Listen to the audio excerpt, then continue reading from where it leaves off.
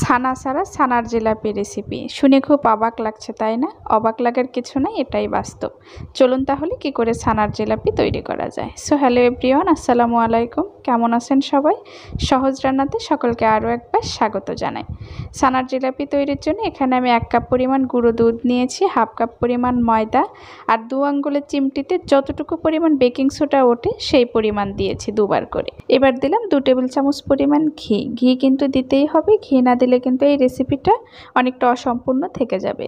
এবার 2 চামচ ঘি দেওয়ার পর এবার গুঁড়ো দুধ আর ময়দা ভালো মতো মিক্স করে নেব। ঘিয়ের সাথে যেন ভালো মতো মিক্স হয় সে ব্যাপারে একটু লক্ষ্য রাখতে হবে এবং যতক্ষণ পর্যন্ত মিক্স না হবে ততক্ষণ পর্যন্ত এভাবে মাখাতেই হবে। আর ঘি দেওয়ার কারণে কিন্তু এক্সট্রা স্বাদের মাত্রা যুক্ত হবে এবং ঘিয়ের যে একটা সুঘ্রাণ আছে সেই ঘ্রাণের কারণে আলাদা একটা মজা লাগবে খেতে। যার কারণে আপনারা অবশ্যই ঘি দেওয়ার চেষ্টা করবেন। আর যদি একান্তই না পারেন সেক্ষেত্রে সয়াবিন তেল দিতে পারেন।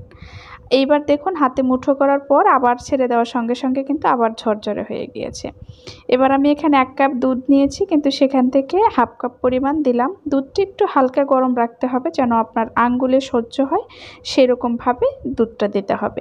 তো দুধ দেওয়ার পর এই যে এরকম ঢিলা হয়ে গিয়েছে, এটা দেখে ভয় পাওয়ার কোনো কিছু নেই, একটু পরেই কিন্তু এটা শক্ত হয়ে আসবে। তো আমি এখানে 10 মিনিটের মতো এটাকে রেস্টে দিলাম। ততক্ষণে জিলাপির শিরাটা তৈরি করে ফেলি। এখানে আমি 1 কাপ পরিমাণ চিনি দিয়েছি, তার সাথে যুক্ত করে দিলাম 3 কাপ পরিমাণ পানি। কারণ এই শিরাটা ঘন হবে না, একটু পাতলা সাইজের হবে। পাতলা না হলে জিলাপির মধ্যে শিরাটা ঢুকবে না। আর এখানে শিরাটা যেন জমে না আসে, যার কারণে এক টুকরো লেবুর রস, পুরোটা রস দিইনি, অল্প একটু রস দিয়েছি। তো এটাকে একটু বলক উঠে আসা পর্যন্ত অপেক্ষা করব। এই যে দেখুন বলক উঠে এসেছে এবং এই পর্যায়ে রেখে দেব। তো 10 মিনিট পর আমি এটাকে আবার ভালো মতো হাতের সাহায্যে মুথে নিয়েছি শক্ত হয়ে আসার পরে। এই যে এইরকম পর্যায়ে চলে এসেছে। এবার সেখান থেকে এক টুকরো ডো নিয়েছি, নিয়ে এরকম লম্বা আকৃতির একটা শেপ দেব, অনেকটা রশির মতো দেখতে। চুষি পিঠা তৈরি করার সময় যে রশির মতো লম্বা করে, সেম। তো এই যে এরকমভাবে তৈরি করে নিয়েছি। এবার একটা মাথা আস্তে আস্তে এটাকে পেঁচিয়ে নিয়ে আসবো। এই যে দেখতেই পাচ্ছেন কিভাবে আমি একটা করে তৈরি করছি। এটা আসলে চোখের দেখাতে বুঝে নিতে হবে, আসলে মুখে ওইরকম বিশ্লেষণ করা যায় না। তো আমি ঠিক এই আকৃতির করেই সবগুলো জিলাপি তৈরি করে নেব। তো দেখতে একটু হাত দিয়ে জোরে চাপ দিয়ে দেবেন, না হলে যখন ভাজবেন তখন এটা ছেড়ে আসার সম্ভাবনা থাকে, যার কারণে একটু হাত দিয়ে চেপে চেপে এটাকে তৈরি করবেন।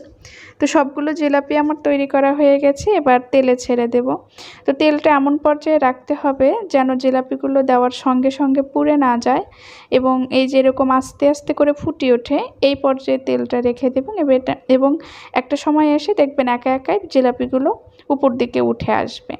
তো আমি আস্তে আস্তে এটাকে ভেজে নেব। যদি বেশি কড়া জালে ভাজি করি তাহলে ভিতরে কাঁচা থাকবে এবং উপরে একটা পোড়া পোড়া কালার চলে আসবে। তো এই যে গোল্ডেন হয়ে এসেছে। এবার আমি চুলার আঁচটা কিন্তু বাড়িয়ে দিয়েছিলাম।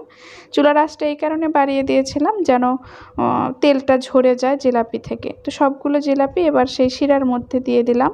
শিরাটা গরমই রেখেছিলাম, তার মধ্যে দিয়ে দিলাম। তো সবগুলো শিরা দেওয়ার পর এবার 2 থেকে 3 মিনিট পরিমাণ আমি কড়া জাল দিয়ে জাস্ট বলকটা তুলে নেব। তো এই যে বলক উঠে আসার পর আমি এটাকে ঢাকনা দিয়ে ঢেকে দেব। ঢেকে মোটামুটি 3 থেকে 4 ঘন্টা পর এই যে এরকম পর্যায়ে চলে এসেছে। তো দেখতেই পাচ্ছেন কেমন হয়েছে। তো আজকের ভিডিওটি ভালো লাগলে প্লিজ একটা লাইক এবং সাবস্ক্রাইব করতে ভুলবেন না। সকলকে অনেক অনেক ধন্যবাদ।